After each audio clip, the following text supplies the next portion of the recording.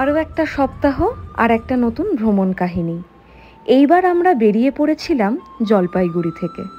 সকালটা চমৎকার ছিল, মাঝে মধ্যেই চোখে পড়ছিল মেঘ ভাঙা রোদ। সকালটা ছিল জাস্ট চমৎকার। আকাশ যেন নিজের রঙের প্যালেট খুলে বসেছে। সাদা তুলোর মতো মেঘ আর নীল আকাশের মেলবন্ধন চোখ সরানোই কঠিন। রাস্তায় যেতে যেতে পৌঁছে গেলাম ঝাজাঙ্গি। পথে চোখে পড়ল এক ধাবা। ভাবলাম একটু বিরতি নিই। জায়গাটা এত পরিষ্কার, বাথরুম পর্যন্ত একদম ঝকঝকে। যাত্রাপথে বিরল পাওয়া যায় এরকম ধাবা। আর খাবারের স্বাদ নিয়ে তো কোনো প্রশ্নই করা যাবে না। সত্যি কথা বলতে আমি খুব একটা রুটি তড়কা পছন্দ করি না, কিন্তু এই ধাবার রুটি তড়কা জাস্ট অসাধারণ। আমাদের দুটো রুটি নিয়ে খাওয়ার প্ল্যান ছিল, তো তারপরে আমরা যে আরও কতগুলো এক্সট্রা রুটি অর্ডার করেছিলাম। আর ছিল এই রাবড়িটা। আমি মিষ্টিও পছন্দ করি না, কিন্তু আমি এই রাবড়িটা জাস্ট ছাড়তেই পারছিলাম না। এত ঠান্ডা আর এত ব্যালেন্সড মিষ্টির একটা রাবড়ি। খুব ছোটবেলায় শুভজিৎ নাকি প্রায়ই ওর দাদুর সাথে এই ধাবায় আসতো। জলদাপাড়া সবুজের মাঝে গাড়ি ছুটে চলল আমাদের। মাঝপথে থেমে ডাবের জল খেলাম।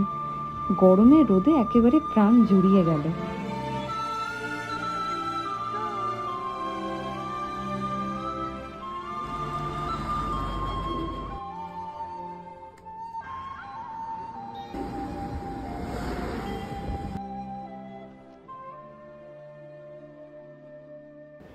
কখনো পরিষ্কার রাস্তা আর কখনো বৃষ্টি।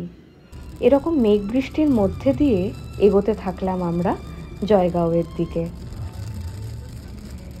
বৃষ্টি, সবুজ সব কিছু মিলিয়ে মিশিয়ে মানে এই ঘুরতে যাওয়াটাকে যে কি একটা মাত্রায় পৌঁছে দেয়, সেটা তোমরা যদি এভাবে না বেরো সত্যিই ফিল করতে পারবে না। এভাবে দূরে ভুটানের পাহাড় চোখে পড়তে শুরু করলো এবং কিছুক্ষণের মধ্যেই আমরা পৌঁছে গেলাম তোরসা রিভারসাইড ক্যাফেতে।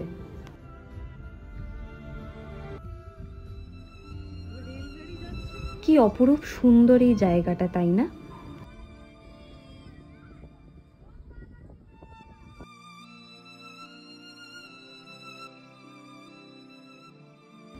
চলো আগে তোমাদের একটু ক্যাফেটা ঘুরে দেখাই, এবং ক্যাফে থেকে যে দৃশ্য চোখে পড়ে সেটাও তোমাদেরকে একবার দেখিয়ে নিই।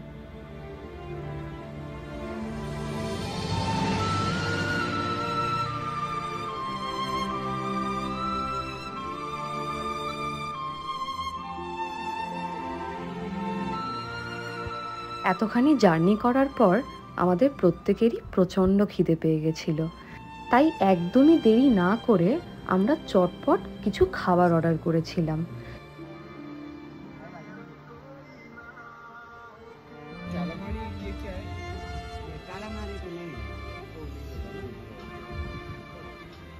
এই ক্যাফেটাতে ভুটানিজ কুইজিন বলতে শুধুমাত্র পাওয়া যাচ্ছিল বিভিন্ন রকমের দাৎসি।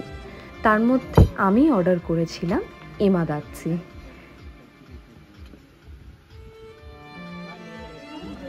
একটা ক্রিমি ঝাল ঝাল ডিশ, অসম্ভব ভালো লেগেছিল খেতে।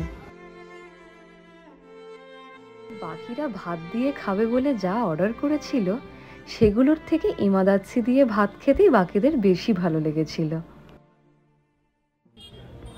তারপর আমরা পৌঁছে গেলাম জয়গাঁও। শহরে ঢুকতেই চোখে পড়ল ব্যস্ত বাজার, এবং সবচেয়ে চোখে পড়ার মতো হলো ভুটানের এই আইকনিক গেট। এটা যেন দুই দেশের গল্প এক ফ্রেমে বেঁধে রাখে।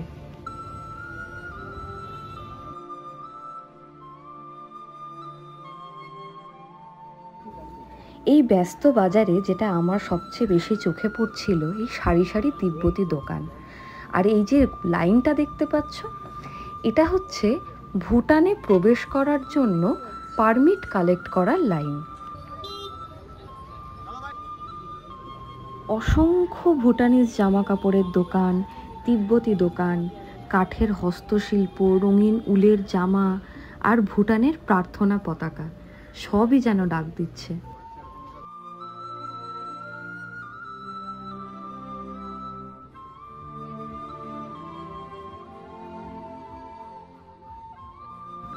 দিনের শেষে কিছুটা ট্রেক করে আমরা গেলাম জয়গাঁও ভিউ পয়েন্টে। সেখান থেকে দেখা মিলল পাহাড়, নদী আর শহরের আলো, যা দিয়ে এই দিনের ভ্রমণকে পরিপূর্ণ বলা যায়। আজকের ব্লগটা এখানেই শেষ করছি।